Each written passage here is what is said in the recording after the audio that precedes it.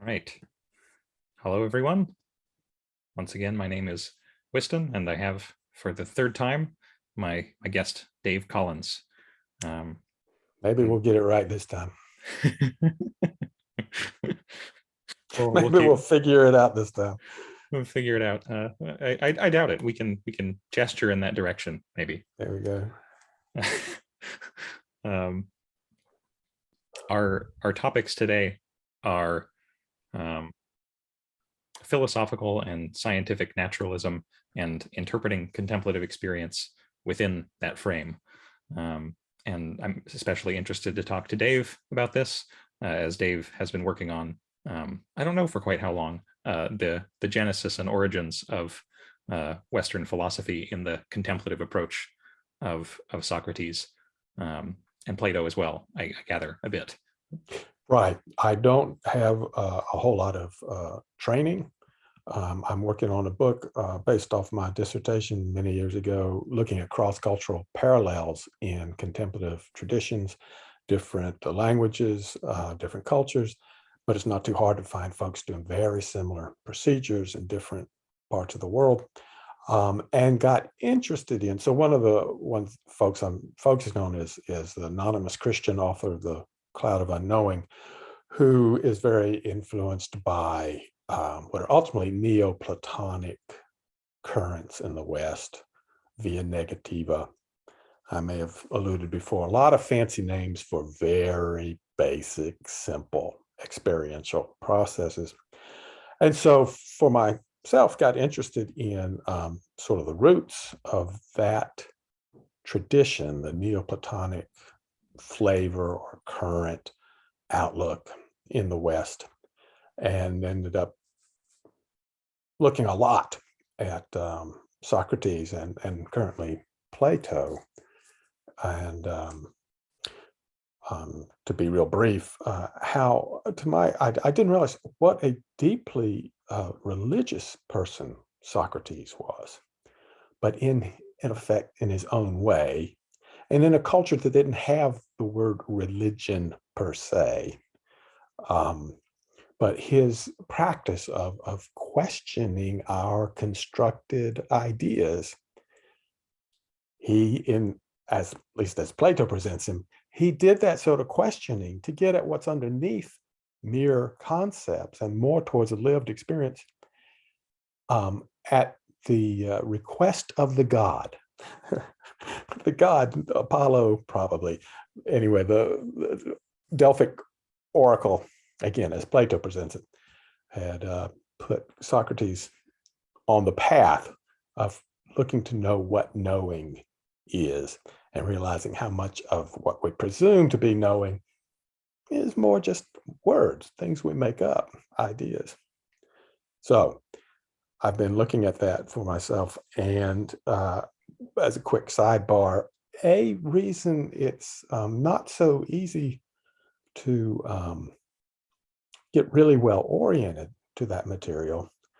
One is the basic one. Socrates didn't write anything himself, so everything is through interpretation or presentation, especially Plato, but also Xenophon and a little bit the playwright Aristophanes.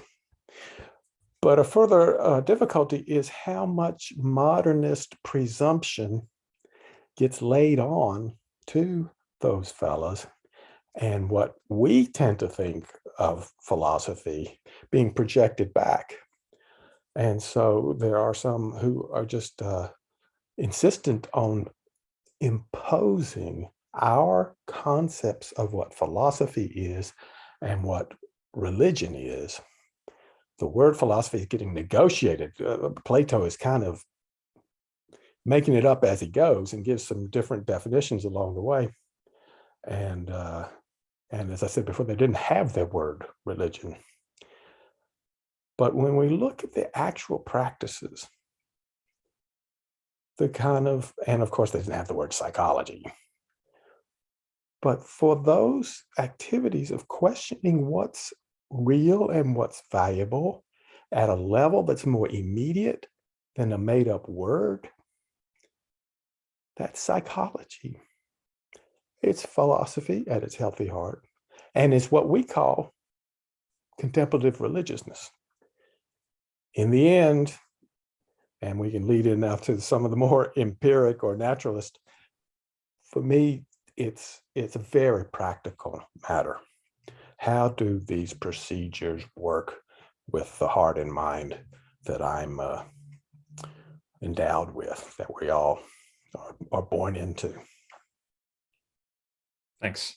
Yeah, that's a helpful orientation. And the second thread we intend to weave through the conversation is we've heard some about Dave's biography, and Dave had some questions about mine. So as it seems relevant, I invite Dave to ask any questions. I guess I'll start off by saying that my interest in all of this is deeply personal and very motivated in a pretty desperate desire to know what's true, what's meaningful, what's valuable.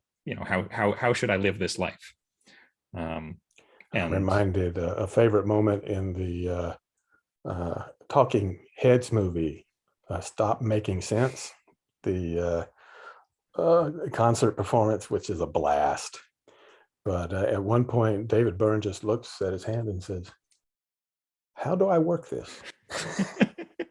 How do I work this? That says it all, doesn't it? That's what it's about. What's going on? And as I think we brought up last time we talked in a somewhat different context, this was all made very, very, very much more important in the face of severe depression that I experienced for quite some time in adolescence. And so coming out of that, and during and coming out of that, it took on a kind of consuming urgency that kind of blocked out all of the rest of my life, and it hasn't really given it back. Okay. So yeah, I guess, again, speaking a little bit more to my interest in these things as a child, I was, I mentioned before, I'm the son of a priest and a psychotherapist. So I had contact with you with didn't religious, stand a chance. No. I had contact with a religious atmosphere, and while I don't actually ever remember having a sense of faith, of Christian faith, but I remember the sense of togetherness, of wholeness, singing, and taking communion, and the peacefulness of quiet in the vast space of a cathedral, or the just enjoying the warmth and friendship of people in a sacred space, even if at the age at which I was still going to church, none of that was attached to, yes, I am a Christian, I believe in these things. Jesus seemed like a pretty good guy from everything I heard about him. So I thought, oh, good then. Yeah, this seems like a good person to follow. Got some good advice. But that was kind of the limit of my engagement while I was still going to church. And then I guess standard scientific materialism kind of got its hooks into me at a certain point. I make it sound sinister. It's not. But supportive hooks. Sure. Kind, encouraging hooks. So I didn't have much explicit faith to begin with, but the ritual in the community, I guess, as I was approaching adolescence, I think I stopped going to church when I was about 11. That it didn't call to me in the same way, or at least in that form. And I had bigger questions that I wasn't receiving answers about in that context. Let me interject. A favorite teacher of mine was a professor named Wilford Cantwell Smith, and I very much resonated with a distinction he made, and you can use different words, but the way he used the words, faith was in effect an openness to experience, an openness to what is most valuable in being alive. Belief was a conceptual and too often dogmatic, exclusionary, mind and heart closing sort of deal. So as I hear you speak of your experience growing up, being available to or exposed to religious activities, that there were things you felt, there were connections you sensed and participated in. And that sounds to me, and a likely etymology of the word religion is reconnection, the like ligament or ligature. Um, but that's what I'm reminded of, that distinction between something human and connected, potentially shared, potentially artistic, um, and then belief as something potentially yes or no, take it, leave it, choice, um, decision, um, and then maybe a little gray area around some of the social patterns, some of the rituals. Those can either be kind of alienating and rote, or they can be dances and um, potlucks, and where people get together and actually are human with one another. So what happens next? Where does your sense of connection and or sobriety or I'm trying to throw in some words that will get us to naturalism and science that you just alluded to, connecting with what's real? What happens next for you? Sure. Just to say something a little bit about the distinction you made, which is a helpful one. I suppose I did have a lot of faith in the sense that you just described. Very open to experience. I mean, that characterized most of my childhood, pre-adolescence. I was very open to sports, to music, to church going, to school, to friends. Really to pretty much everything, as far as I can recall. So lots and lots of faith in that sense. And I did find church going, although it was boring, I was a child, but at some points it was also very nourishing, and I did get that sense of connection, and communion with something very important that I didn't quite understand. There is that sense. And the ritual, I was for a brief time an altar boy. For me, it was fun. It was like we were playing a game. There wasn't a lot of layered expectation on top of it that made it uncomfortable. It was like, oh, I get to put on a costume and process down the aisle. Oh, how fun.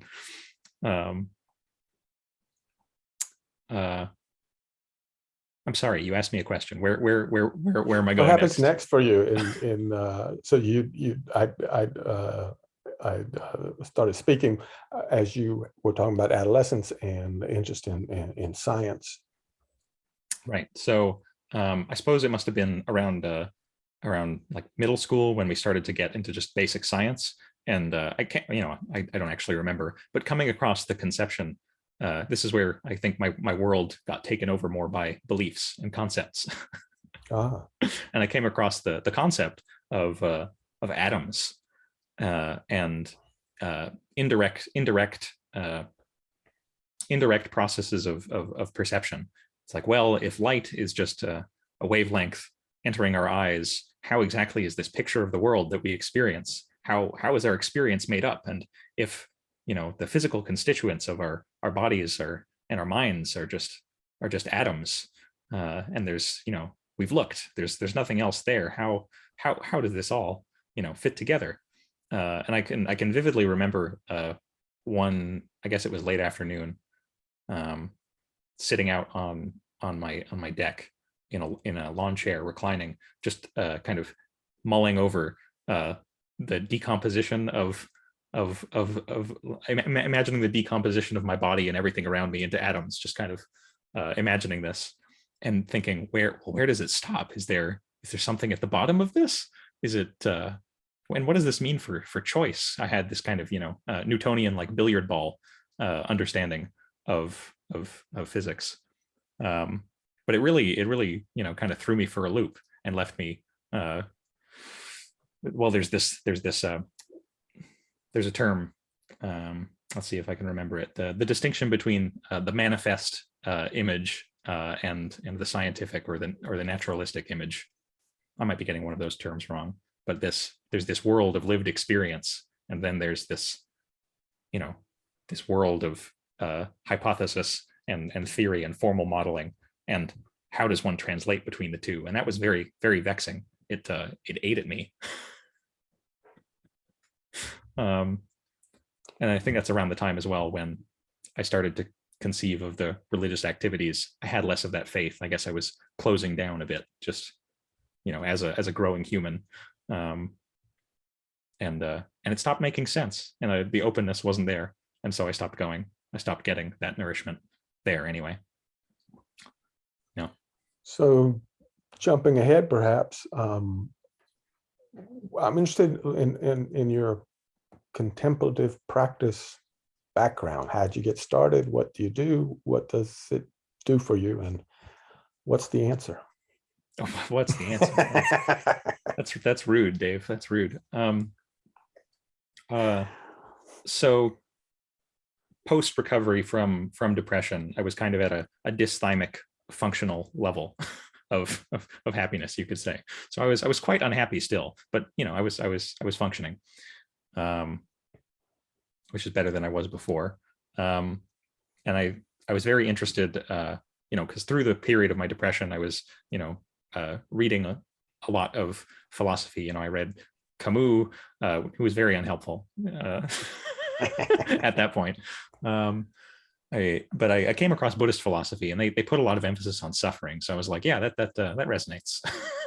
That kind of speaks to me in this state.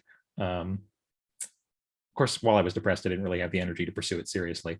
But following that, I started to read up more just on basic Buddhist concepts of dependent origination, and the manufacturing of suffering out of psychological conditioning. And that all seemed to speak pretty directly to what I had experienced in terms of my own mental health. And also philosophically, it seemed quite alluring. It all hung together nicely from a certain view.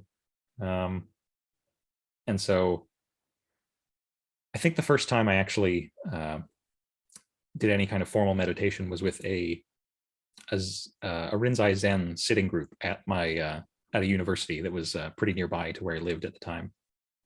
They had an interfaith chapel, and there was an Osho there who would come in and lead sits once a week, and it was 30 minutes of sitting, 10 minutes of walking, and then another 20 minutes of sitting, which was, I'm impressed that I was able to do it, but I guess there was the pressure of social expectation. What part of the world? This was in Victoria, British Columbia. That's okay. Kind of my hometown. And the instruction was just basic breath counting, 1 through 10, repeat 1 through 10. But for some reason, that first time, getting the instruction right from the horse's mouth, from the Osho in his formal robes, I was really able to taste some concentration, some settledness, some stillness. And for even in that first sit, the ruminating habit of thought kind of faded into the background, and I was just with the breath, just with the count, just with the walking. And there was a kind of, I remember the afterglow quite distinctly, just going, like riding back on the bus to where I was living at the time, going, my mind is quieter and I'm more available. The colors seem brighter. So that left quite an impact, but I didn't, and I went back a few times, but I don't know, the force of habit was pretty strong. So I didn't actually start up a regular meditation practice. It was just, there's something there, something important. Do you want me to just keep rolling on? Well, I'm interested in perhaps a bit about your current sort of working spiritual framework, if you find yourself particularly aligned with one, or what you've most benefited from. Sure. I like I said before, this kind of consuming desire to know what's true and how to live well. That's resulted in me trying a whole number of things, too many probably. But at the moment, my current working framework is Shinzen Young's unified mindfulness system, which I'm a teacher in training for, and I find it synoptic is a good word of everything that I've learned elsewhere. It's a system of concepts and terms, as they all are. But it for one of those, it works pretty well to describe the territory. At least that's what I find, and that the actual techniques are true to their historical counterparts in form and function, though not using the traditional language and not attached to a specific religious denomination. And if you're so inclined, what I'm not sure the best word, what do you find is your growing edge? What are you most enriched by, or intrigued by, or grappling with? What's most sort of, and it can change, I'm sure, but what's sort of central or focal to your practice these days? I suppose this word might just be a touchstone, so it refers to a cluster, I suppose. But embodiment of various experiences or states, bringing that out into behavior, into thought, into action, word and deed. It's one thing to sit on a cushion and have wonderful experiences. It's quite another to take that with you from the moment you wake up until the moment you go to sleep, and have that positively affect everyone around you. That's the leading edge, and it will be, I think, until I'm dead. So reminded, this may not really, but I'm reminded of a title of one of Jack Cornfield's book. I believe the title is After the Ecstasy, the Laundry. It's excellent book. That's right. So the laundry, I suppose that's where my focus is. Okay. Well, that might tie into the other topic or focus you had mentioned of a kind of naturalism. Say more how you mean that, and then maybe we'll go from there as you'd intended. Sure.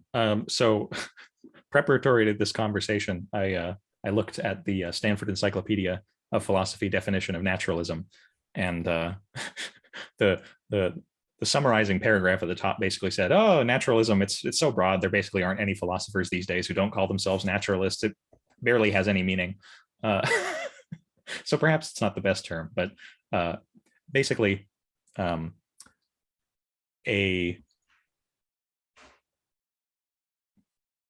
it's my conviction, right or wrong. I think it's right that any and all experiences that contemplatives have had, will have, are not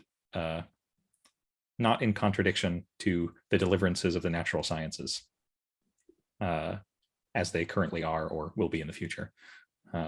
Is that helpful? I get a sense from it. Yeah.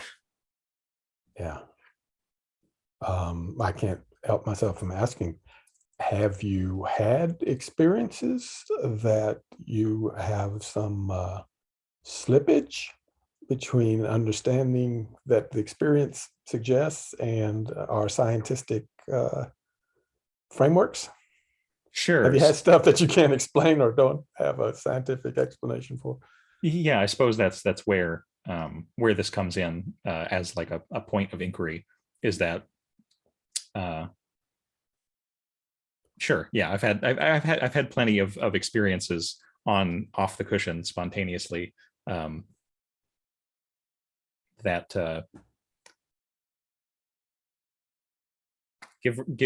put a lot of doubt on the common way in which we see ourselves and the world. That you although that reminds me of the William James line, goes something to the effect of sort of thing which keeps us from effecting a premature closing of accounts with reality. That's a good phrase. Oh. Um, I mean, I suppose I can start off with kind of a touchstone experience that kind of convinced me once and for all. Okay, this is the most important thing, that I'm going to follow this thread wherever it leads. I was reading, from the fundamental verses of the Middle Way, Nagarjuna's text, um, uh, philosophy of emptiness, interdependence, and concept and mind dependence of experience. That's also some metaphysics. You could interpret it phenomenologically. You could interpret it metaphysically. Most people do both. Um, but anyway, I was reading Jay Garfield's translation and commentary, and it was, at that point, the most difficult text I had ever grappled with. And I found my way struggling through to the end. And I can recall reading for maybe about 3 hours, just straight getting through it, kind of fixated on it, and coming out kind of in a daze, walking outside, sitting down in a hammock, and then any sense of separation between myself and external sights, sounds, that dropped, and remained dropped for probably not more than a few seconds. But in that spare moment, there was total relief that I had never experienced, at least, not maybe when I was a baby, but I don't remember that. And so from that point on, I was convinced. All right, this, whatever that was, that's what I'm following for the rest of my life. Great.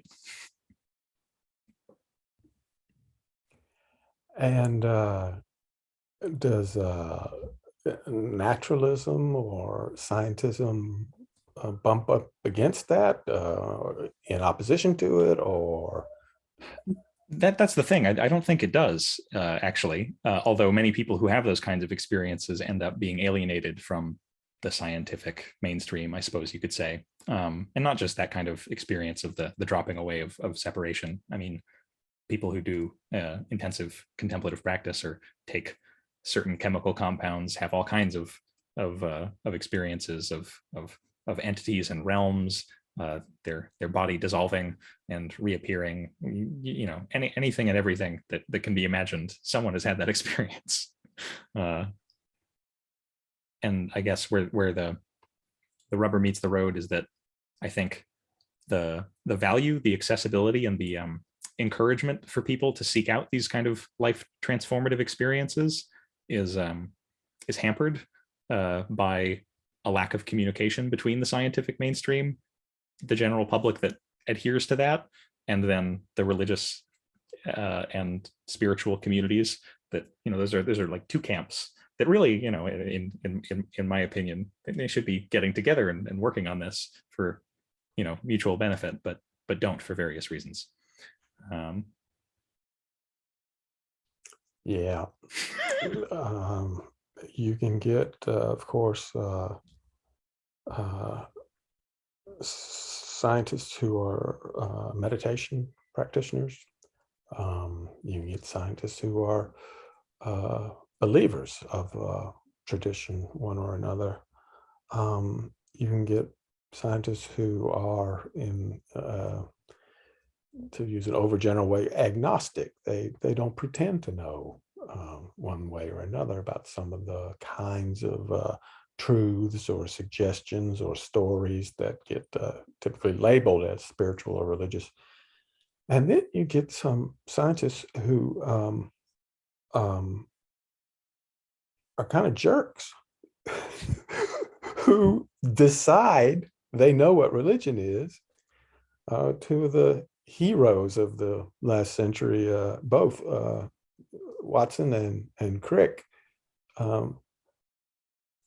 guys who figured out the structure of DNA, have made some really ignorant pronouncements about religion.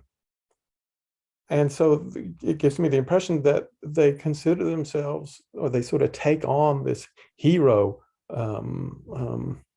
structure or identity that's much of our culture has accorded to them, and on that basis decide they're qualified to make statements about religion.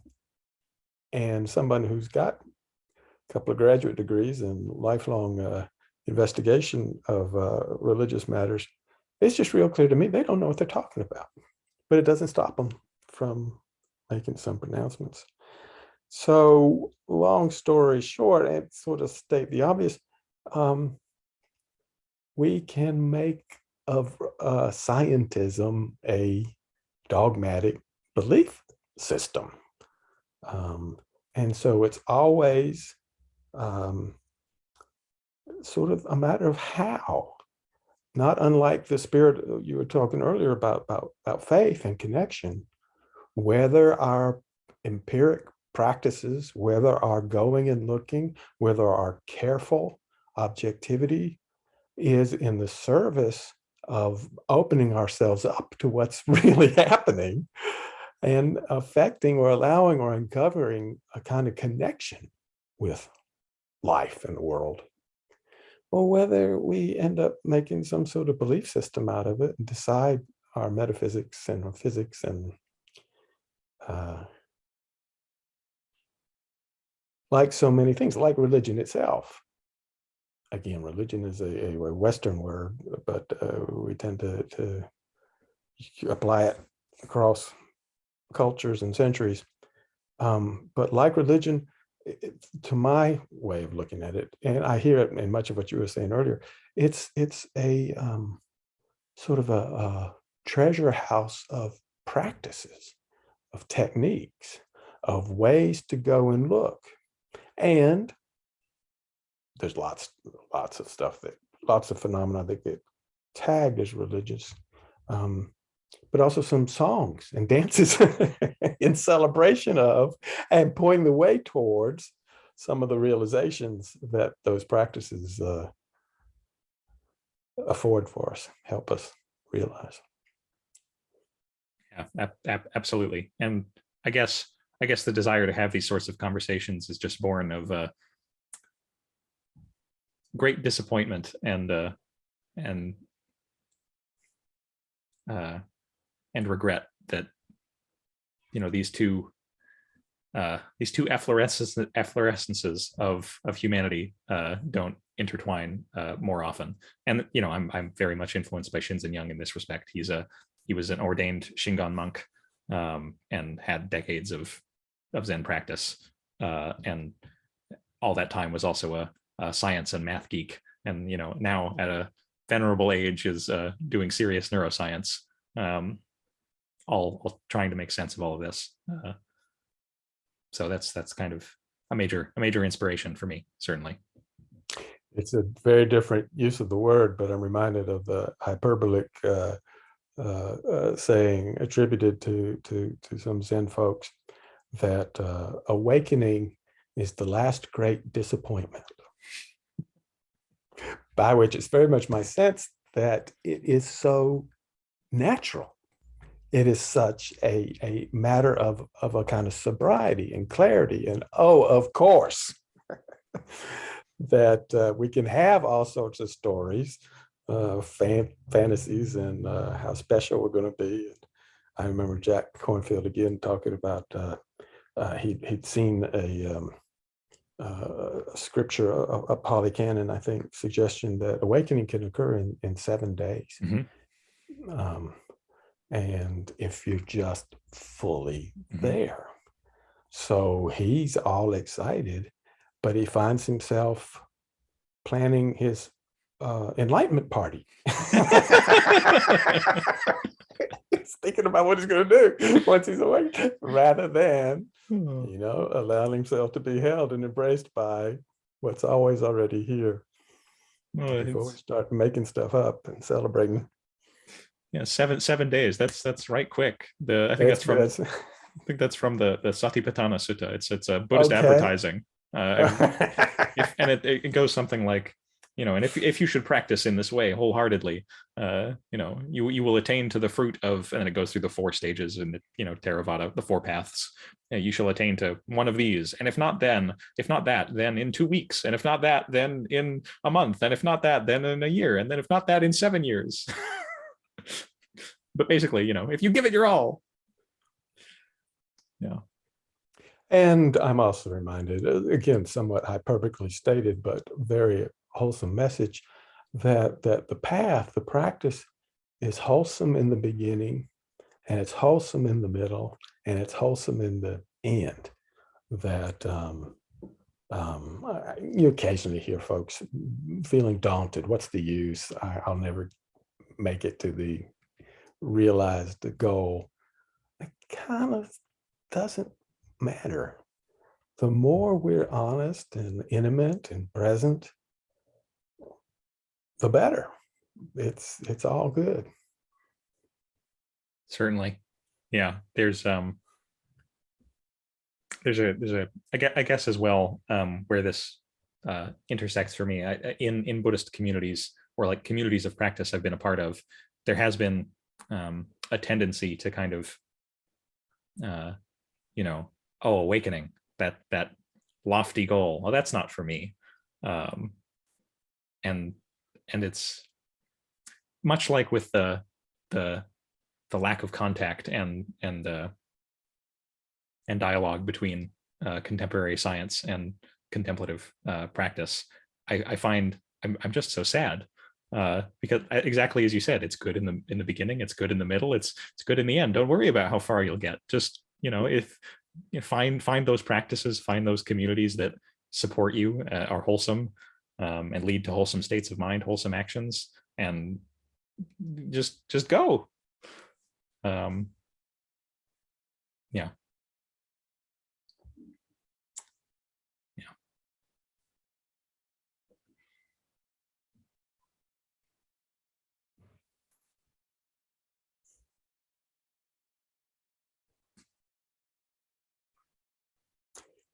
Anything further you want to touch on in today's talk, today's conversation? Well, I'd like to hear what you seem to be agreeing with me, that there isn't necessarily any contradiction or conflict between contemplative experience and contemporary science. In my head, this coheres pretty well, and actually, there's some interesting explanatory work that modern cognitive science and neuroscientific frameworks can do in explaining contemplative phenomena. I'm thinking of predictive processing and some other contemporary theories. The work of Ruben Laukonen, most recently, which is a paper and an author you actually alerted me to. Reading that paper, it was like, yeah, all about the construction of experience from the scientific angle, whereas contemplative experience is largely focused around the construction of experience from the first person. Right. Well, it's a huge topic and has a lot of sides. We've touched earlier on ways in which scientism can be its own sort of dogmatic framework, and at its healthy core is an open-minded practice, empirically grounded, going and looking. So much of contemplative practice is all about, I'm reminded of the Kalama Sutta. We may have used this in the first talk, where in rough paraphrase, the Buddha is looking to teach a community, and the community says, look, we've had all these other teachers come through here, and they all say they've got it, and how are we to regard you saying you've got it? You've got the answer, you've got the teaching. And the Buddha says, again, rough paraphrase, this, in fact, is the way it is, folks. But whatever you do, don't take my word for it. Go and look. So that kind of open-eyed, careful, and humble, healthy intimacy with life in this world. Is that science? Is that psychology? Is that religion? I'm old enough and overeducated enough to say, I don't care how we label it. Let's get on with it. I have had some experiences which get labeled psychic or paranormal. And to me, again, in sort of the spirit of that William James quote, keep me humble. Help me realize I don't know everything.